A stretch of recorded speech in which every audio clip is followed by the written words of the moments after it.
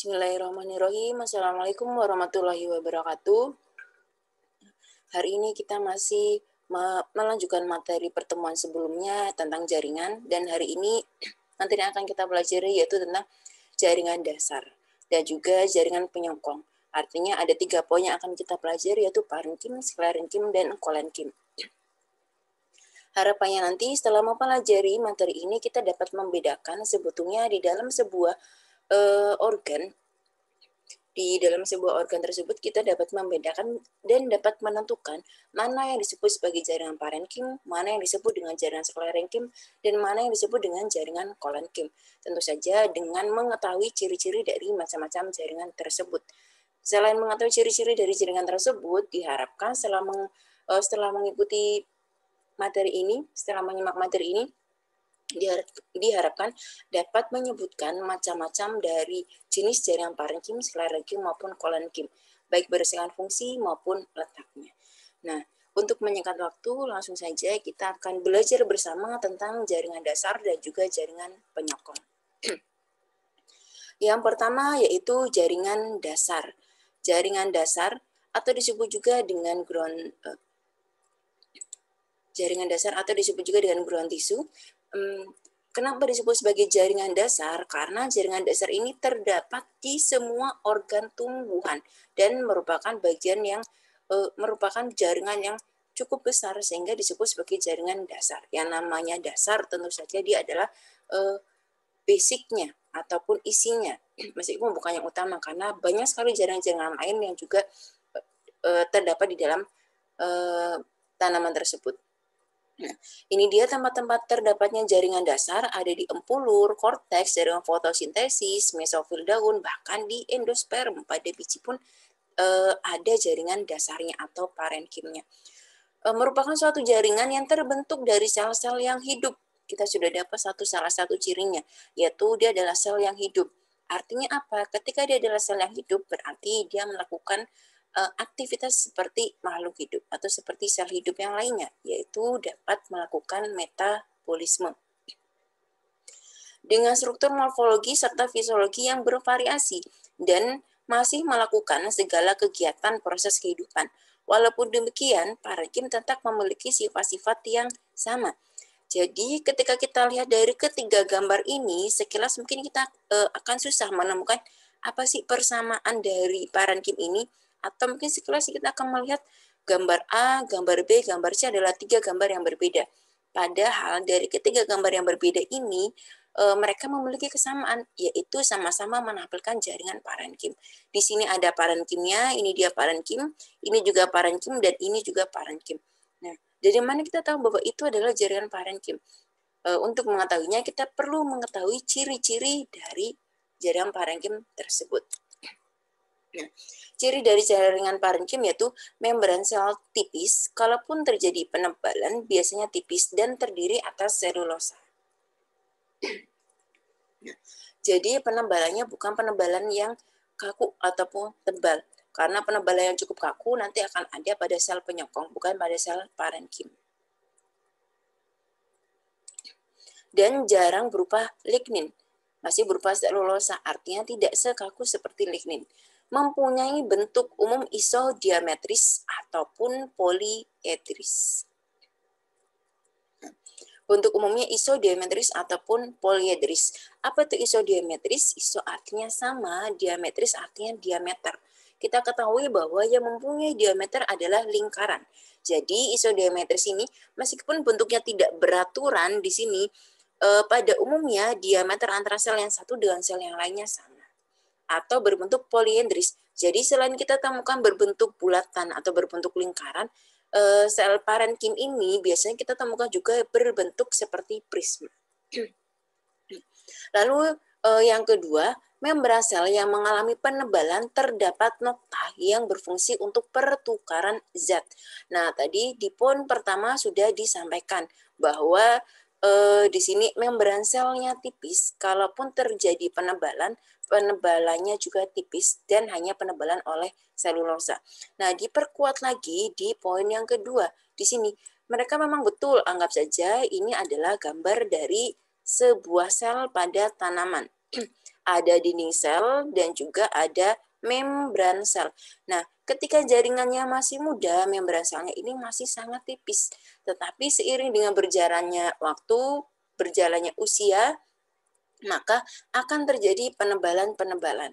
Nah, penebalan ini ternyata mereka melakukan penebalan tidak di semua tempat. Ada bagian yang tidak mengalami penebalan. Nah, misalnya bagian ini dia bagian yang berada di tengah-tengah, tidak mengalami penebalan. Yang ini juga tidak mengalami penebalan, ini juga tidak mengalami penebalan, dan yang lainnya. Fungsinya untuk apa? Karena di sini tidak mengalami penebalan, sehingga masih dapat dilalui oleh zat-zat baik dari luar maupun dari dalam sel. Kalau yang mengalami penebalan apakah tidak bisa? Bisa kita bayangkan ketika kita menyaring dengan satu lapisan saringan, dengan 10 lapisan saringan, kira-kira yang mana yang akan lebih mudah ditembus oleh larutan ataupun oleh cairan? Tentu saja yang lebih tipis. Nah, jadi di sini memang tidak terjadi penebalan, dia akan membentuk seperti noktah. Di sini ada celah yang kosong yang berfungsi untuk pertukaran zat. Nah, jadi misalnya di sini ada sel yang lain dapat digunakan untuk pertukaran zat antara satu sel dengan sel yang lainnya ataupun berkomunikasi antar sel. Nah, itulah fungsi dari noktah yang terdapat di dalam sebuah sel. Nanti kita juga akan melihat bentuk noktah sebetulnya seperti apa. Di poin yang ketiga, di sini bisa kita ketahui bersama, poin yang ketiga, sel yang aktif. Tadi kita sudah tahu juga bahwa salah satu cirinya dia adalah sel yang masih hidup. Terdapat vakuola yang besar dan terisi cadangan makanan. Ingat kembali lagi, sel yang masih hidup bisa melakukan metabolisme. Artinya tanaman adalah produsen. Ketika dia bisa melakukan metabolisme, maka dia bisa menghasilkan makanan. Dan makanan tersebut dapat disimpan sebagai cadangan makanan. Nah, jadi parenkim ini juga memiliki vakuola yang berisi cadangan makanan. Misalnya pada kloroplas yang terdapat butir-butir tepung. Yang selanjutnya yaitu macam-macam parenkim. Menurut letaknya, parenkim ada beberapa macam. Yang pertama yaitu pada batang dan akar, yaitu di antara epidermis dan juga berkas pengangkut. Di antara epidermis dan bekas pengangkut. Nah, ini adalah epidermisnya, dan ini adalah berkas pengangkutnya. Nah, di tengah-tengah ini adalah jaringan parenkimnya. Pada empulur batang, pada mesofil, ini adalah jaringan mesofil, jaringan yang kaya akan klorofil. Nah, ada dua macam yaitu jaringan palisade, ini dia yang berbentuk memanjang, dan di sini juga ada yang berbentuk tidak teratur, disebut juga dengan jaringan spon atau bunga karang. Membentuk daging buah, membentuk endosperm atau jaringan yang menyimpan cadangan makanan, misalnya pada biji-bijian seperti jagung. Lalu menurut fungsinya, parenkim yang menyimpan makanan cadangan atau cadangan makanan. Artinya fungsi yang pertama adalah untuk menyimpan cadangan makanan. Nah, ada yang masih ingat gambar ini? Ini adalah materi terakhir sebelum kita melanjutkan ke parenkim. Nah, jika ada yang masih ingat, silakan boleh dibantu dilengkapi keterangannya di bawah atau di kolom komentar. Apa sih sebetulnya gambar ini? Nah, kenapa dapat digunakan sebagai penyimpan cadangan makanan? Lalu, menurut fungsi yang kedua, parenkim fotosintesis. Parenkim fotosintesis yang terdapat pada jaringan mesofil daun atau sering disebut juga dengan klorenkim. Nah, ini dia yang berwarna ini adalah adalah klorofilnya. Dan memang klorofil itu paling banyak terdapat di daun yang berfungsi untuk fotosintesis. Lalu yang ketiga yaitu parenkim yang berfungsi sebagai penyokong tubuh. Parenkim dapat digunakan sebagai penyokong apabila vakuola selnya terisi oleh air. Menurut bentuknya, ada yang berbentuk prismatis memanjang atau silinder terdapat pada parenkim, palisade, dan mesofil. Ini dia, tadi sudah kita bahas, mesofil itu sebetulnya ada dua, yaitu palisade dan bunga karang.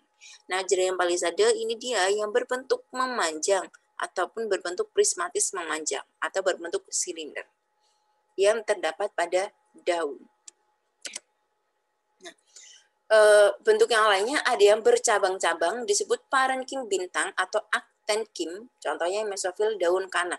Nah, ini adalah bentuk tanaman kana. Mungkin ada yang sering menemui tanaman kana karena biasanya sering ditanam di taman-taman kota atau di pinggir-pinggir jalan. Nah, kalau kita amati daun kana ini di bawah mikroskop, maka kita akan melihat bentuk parenkimnya seperti ini, berbentuk seperti bintang.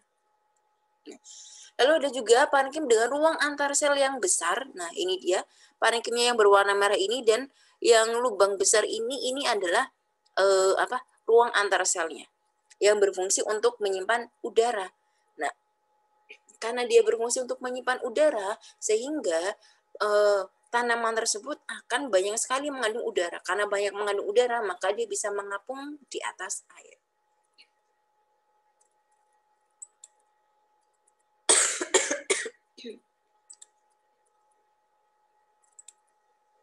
Nah, ini dia salah satu contohnya, yaitu enceng gondok. Kalau ada yang pernah membuka batang dari enceng gondok, di sini kita akan melihat seperti spon atau seperti gabus yang banyak sekali lubang-lubangnya. Lalu ada parenkim spon atau bunga karang, mempunyai bentuk tidak teratur dengan banyak ruang antar sel. Nah, ini dia, kalau kita lihat di bawah mikroskop akan terlihat bentuk seperti ini, gambarannya adalah seperti ini. Nah, ini bentuknya tidak teratur dan teratur dan banyak ruang antar sel. Artinya antara satu sel yang satu dengan yang lainnya memang tidak rapat. Lalu ada juga parenkim lipatan, mempunyai bentuk berlekuk ke arah dalam. Nah, kita lihat gambarnya, ini dia terlihat seperti berlekuk, sehingga di sini seperti ada tonjolan. Nah, inilah yang disebut dengan parenkim lipatan yang terdapat pada tanaman pinus maupun Oryza sativa maupun bambusa. Nah, fungsi parenkim kaitannya dengan asimilasi. Nah, disebut parenkim asimilasi jika sel-sel parenkim banyak mengandung klorofil. Parenkim ini untuk fotosintesis. Nah, jadi kita sudah mendapatkan sebuah clue. Kalau ada yang belum tahu apa itu asimilasi, salah satu syaratnya dia bisa berperan sebagai parenkim asimilasi adalah yang pertama harus mengandung klorofil.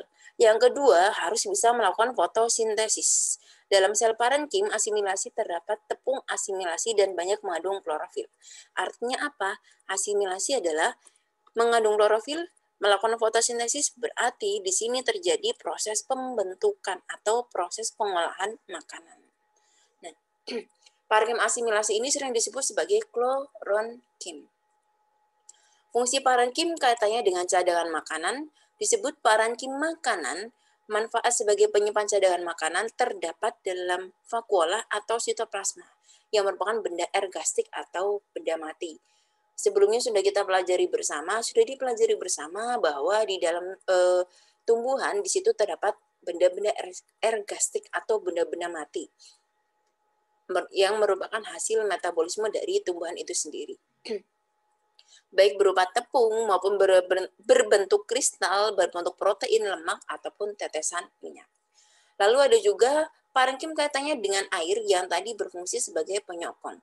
Disebut parenkim penyimpan air. Sel-sel parenkim tersebut telah beradaptasi sebagai tempat penyimpan air. Lalu ada juga parenkim kaitannya dengan tanin untuk menyimpan tanin, di mana tanin ini merupakan hasil metabolit sekunder dari tanaman. Lalu parenkim kaitannya dengan udara yang tadi sudah kita temukan pada tanaman enceng gondok.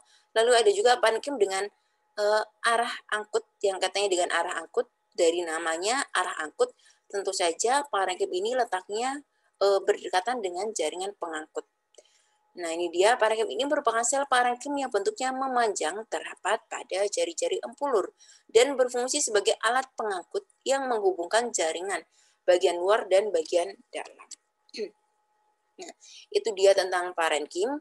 Kita melanjutkan materi kita, yaitu tentang jaringan penguat ataupun jaringan penyokong. Manfaat dari jaringan penyokong, karena hampir semua bagian tumbuhan berada di atas tanah dan adanya proses perkembangan menjadi dewasa, maka diperlukan jaringan penyokong untuk memberi kekuatan sehingga terjadi keseimbangan dalam pertumbuhannya, sehingga tumbuhan dapat tumbuh dengan baik. Nah, bisa kita bayangkan jika tumbuhan tidak memiliki jaringan penyokong, bisa jadi dia tidak bisa berdiri tegak atau dia tidak bisa kaku, entah dia yang menjalar atau yang tidak, dia tidak bisa kaku. Sehingga di sini perlu adanya jaringan penyokong. Jaringan penyokong ini ibarat kalau hewan maupun manusia, ketika di situ tidak ada rangka, tidak ada tulang, maka bisa kita bayangkan apa yang akan terjadi pada tubuh kita. Merupakan sebuah jaringan mekanik yang umumnya terdiri atas sel yang berdinding tebal mengandung lignin, berbeda dengan jaringan parenkim tadi, di mana jaringan parenkim penebalannya oleh selulosa, tetapi jaringan penyokong penebalannya oleh lignin dan zat lain, sehingga memberi sifat keras pada dinding selnya. Jadi bisa kita ketahui juga, lignin ini akan membuat sifat keras dan kaku, sedangkan selulosa tidak. Jaringan penguat terdiri atas kolenkim dan juga sklerenkim, di mana kesatuan dari kolenkim dan juga sklerenkim dia akan membentuk yang namanya stereom. Nah, kita bahas dari yang pertama yaitu kolenkim. Jaringan kolenkim sebagai jaringan penguat terutama pada organ-organ yang sedang aktif melakukan pertumbuhan dan perkembangan. Nah, pada bagian yang masih aktif melakukan pertumbuhan dan perkembangan ataupun jaringan yang masih aktif membelah, di situ sudah membutuhkan jaringan penyokong. Nah, jaringan penyokong pada bagian-bagian tersebut atau bagian-bagian yang aktif membelah disebut dengan kolenkim, bukan sklerenkim. Jaringan ini merupakan jaringan homogen yang sel-selnya terjadi penebalan. Kadang berfungsi sebagai tempat fotosintesis karena mengandung kloroplas, terutama kolenkim yang berbatasan dengan parenkim. Nah, kita temukan sifat yang kedua dari kolenkim. Yang pertama, kolenkim ini terdapat pada sel yang masih aktif membelah. Yang kedua, beberapa kolenkim dapat berfungsi sebagai tempat fotosintesis. Kapan dia bisa berfungsi sebagai tempat fotosintesis? Tentu jika ada klorofil. Nah, di mana yang memiliki klorofil? Yang berdekatan dengan jaringan parenkim. Dan jaringan kolenkim ini tidak terdapat di bagian akar. Nah, ini dia gambaran dari jaringan kolenkim. Di sini sudah terdapat beberapa penebalan. Ini dia ada penebalan. Berdasarkan berlangsungnya penebalan, kolenkim terbagi menjadi. Nah, jadi karena dia adalah jaringan penyokong, dia pun akan mengalami penebalan. Dan penebalannya ini dibagi menjadi beberapa bagian atau beberapa macam. Yang pertama yaitu kolenkim sudut atau disebut juga dengan angular kolenkim, di mana penebalannya terdapat di sudut-sudutnya saja. Artinya tidak semua bagian akan mengalami penebalan, tetapi hanya di titik-titik tertentu saja. Lalu ada juga lamelar kolenkim atau kolenkim papan. Kolenkim papan penebalan terjadi pada dinding sel yang tangensial. Kurang lebih bentuknya seperti ini. Nah, dia akan membentuk seperti papan. Di sini semuanya akan menebal. Ini adalah ada dinding sel dari sel yang pertama, kedua, ketiga, dan seterusnya. Dinding selnya menebal di tempat yang sama, sehingga akan terlihat seperti papan. Inilah yang disebut dengan lamelar kolenkim atau kolenkim papan. Yang ketiga yaitu lakunat kolenkim atau kolenkim lakuna. Penebalan terjadi hanya pada ruang antar selnya saja. Nah, ini dia di tempat-tempat yang kosong atau yang berbatasan dengan ruang antar sel, di sini terjadi penebalan. Inilah yang disebut dengan lakunat kolenkim. Lalu para ahli di sini mengemukakan beberapa pendapatnya mengenai jaringan kolenkim dan juga sklerenkim. Menurut Fang dan Wen, jaringan kolenkim dapat berkembang menjadi jaringan sklerenkim. Jadi kolenkim jika mengalami penebalan terus-menerus, maka dia akan berubah menjadi sklerenkim. Itu menurut Fang dan Wen. Menurut Kerr dan Bailey, penebalan pada kolenkim di sini terjadi karena adanya pektin atau oleh pektin. Jadi bukan hanya oleh lignin tetapi oleh pektin. Menurut Fanning, kolenkim terdiri dari sel yang aktif. Kadang masih terdapat kloroplas berisi zat tanin, jaringan rapat tanpa ruang antar sel berasal dari prokambium. Nah, jadi sebetulnya baik penelitian yang pertama, kedua, yang ketiga, atau pendapat yang pertama, kedua, dan yang ketiga di sini saling melengkapi. Ini dia penebalan-penebalannya yang tidak merata tadi.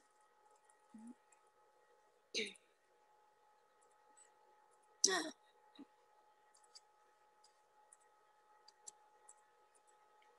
oke, ini adalah sclerenchyme, ini adalah palisadenya, di mana ruang antar selnya lebih besar, sehingga dia banyak dapat menyimpan udara. Jaringan sclerenchyme hanya terdapat pada organ tumbuhan yang tidak lagi mengadakan pertumbuhan dan perkembangan. Jadi, organ tumbuhan telah tetap. Nah, artinya di sini kita bisa mendapatkan sebuah perbedaan antara kolenchyme dengan sclerenchyme. Di sini sclerenchyme terdapat pada organ tubuh yang tidak lagi mengadakan pertumbuhan, sedangkan kolenchyme dia terdapat pada jaringan tumbuhan yang masih aktif membelah. Sclerenchyme di sini artinya berdasarkan katanya artinya adalah skleros keras dan enchyme adalah membran. Jadi dia adalah membran yang sangat keras, lebih keras dari kolenchyme. Kalau kita tarik sebuah kesimpulan, maka perbedaan antara kolenchyme dengan sclerenchyme adalah kolenchyme terdiri atas sel-sel yang aktif dan hidup, sedangkan sclerenchyme terdiri atas sel-sel yang telah mati, berdinding sel yang tebal dan keras. Nah, jadi berhubungan juga dengan penjelasan di awal tadi tentang pembentukan noktah ataupun penebalan. Ketika di sini sangat tebal, maka dia akan susah untuk terjadi transport zat atau keluar masuknya zat. Jika tidak ada keluar masuk zat, maka metabolisme pun tidak akan terjadi. Nah, inilah kenapa bisa membuat sclerenchyme menjadi sel yang mati. Karena dinding selnya tebal dan keras, sehingga tidak memungkinkan terjadinya keluar masuknya zat yang dibutuhkan untuk proses metabolisme. Sedangkan pada kolenchyme di sini selnya masih aktif membelah. Maaf, di sini merupakan sel-sel yang masih aktif atau sel yang masih hidup. Bukan berarti aktif membelah, tetapi dia adalah sel yang masih hidup. Dan beberapa dari kolenchyme dia memiliki klorofil, tetapi pada sclerenchyme tidak ada. Yang kedua, mengandung kadar air yang tinggi. Karena dia adalah sel yang hidup, tentu saja kadar airnya lebih tinggi. Sedangkan di sini kebalikannya. Dinding sel bersifat primer, pada sclerenchyme dinding sel bersifat sekunder. Artinya dinding selnya ini dia masih bisa mengalami penebalan. Lalu penebalan oleh pektin, sedangkan pada sclerenchyme penebalan oleh lignin. Lignin di sini lebih kaku lagi daripada penyusun dinding sel yang lain, penyusun membran sel yang lainnya. Kadang masih mengandung protoplasma, sedangkan pada sclerenchyme tidak mengandung protoplasma. Nah, apa itu protoplasma? Silakan mungkin bisa dibantu dijawab apa itu protoplasma. Nah, sclerenchyme terdiri dari fiber atau serat sclerenchyme dan juga sclerate atau sel-sel batu. Jadi sclerenchyme itu ada dua macam, yang berbentuk fiber atau berbentuk serat dan juga berbentuk sclerate atau sel-sel batu. Yang pertama, fiber atau serat sclerenchyme, di sini ada beberapa pendapat dari Esau dan juga Ames. Nah, pendapat yang pertama di sini ada dua macam serat dari sclerenchyme, yaitu fiber atau serat silem, serat yang terdapat pada berkas pengangkut pembuluh kayu dan juga extracellular fiber, serat yang terdapat dalam sistem jaringan di luar pembuluh kayu. Jadi seratnya itu ada dua, di mana dia yang terdapat di pembuluh kayu dan di luar pembuluh kayu. Lalu menurut Ames, terdapat dua macam serat sclerenchyme, yaitu base fiber atau serat kulit kayu dan juga wood fiber atau serat kayu. Jadi kulit kayu dan juga serat kayu. Nah, serat kulit kayu merupakan serat yang terdapat dalam korteks. Yang namanya kulit tentu saja di bagian permukaan. Lalu ada wood fiber, serat kayu, serat yang terdapat di luar korteks. Nah, ada extracellular fiber sama dengan base fiber. Yang meliputi ada phloem fiber, ada cortical fiber, dan juga vascular fiber. Serat yang terdapat pada phloem ataupun pembuluh tapis, cortical fiber, serat yang terdapat dalam kulit kayu ataupun korteks, vascular fiber, serat yang terdapat di bagian tepi berkas pengangkut. Nah, Prinsipnya di sini sklerenkim dapat kita temukan di berkas pengakut dan juga di bagian korteks. Serat-serat sklerenkim terdiri dari sel-sel serat dengan ukuran yang cukup panjang. Yang namanya serat tentu saja akan memanjang seperti ini. Serat-serat tersebut merupakan sel yang telah mati, sama seperti ciri dari sklerenkim tersebut. Dia adalah sel yang sudah mati. Begitupun dengan seratnya, merupakan sel yang mati. Dinding sel cukup tebal, sebagian besar terdiri atas zat kayu ataupun lignin, kadang-kadang juga mengandung selulosa. Lumen sel sempit karena adanya penebalan dinding sel. Irisan melintang serat nampak berbentuk segi panjang. Nah, jadi ketika kita lihat di bawah mikroskop akan terlihat seperti bersegi panjang. Irisan membujur, serat sklerenkim nampak kumparan panjang dengan ujung yang runcing. Noktah nampak berupa saluran sempit. Di sini tidak begitu terlihat noktahnya. Nah, noktah terlihat seperti noktah nampak berupa saluran sempit, walaupun mengandung lignin, tetapi elastisitas tinggi sehingga dapat dilengkungkan. Nah, ini ketika kita amati, baik secara melintang maupun membujur akan terlihat seperti ini.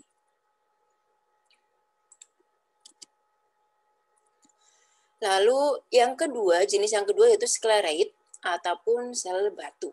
Sklereid ini disebut juga dengan sel batu atau stone cell. Kenapa? Kita ketahui yang namanya batu itu sangat keras.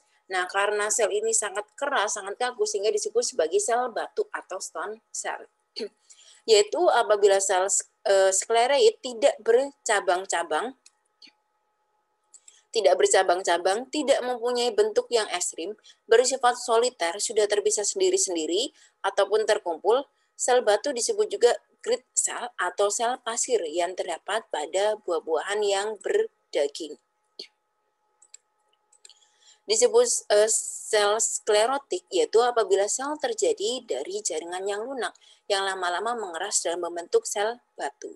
Berdasarkan bentuk stone cell, dikenal ada brachysklereid, macrosklereid atau rod cell yang bentuknya seperti tongkat, atau juga ada osteosklereid atau bone cell yang berbentuk seperti tulang, ada juga astrosklereid atau stellate cell yang berbentuk seperti bintang, ini dia. Dan juga ada trichosklereid yang berbentuk seperti rambut. Ini dia ada trichosklereid, brachysklereid, ada fiber, ada sklereid fiber. Pada daun dan buah berdaging banyak terdapat sel batu yang letaknya tersebar. Dinding sel sklereid terdiri dari lignin yang tebal dan juga keras. Selain mengandung lignin, dia juga mengandung selulosa, sehingga sel ini akan membentuk jaringan yang kuat dan kaku. Kadang-kadang sel sklereid mengandung suberin dan kutin, mempunyai noktah yang sempit, lumen sempit akibat adanya penebalan dinding sel. Nah, jadi semakin tebal maka lubangnya atau noktahnya ini akan semakin tertutup. Semakin terjadi penebalan, lubangnya akan semakin tertutup dengan adanya penebalan-penebalan. Sehingga pada jaringan penyongkong biasanya akan ditemukan noktah-noktah yang sempit.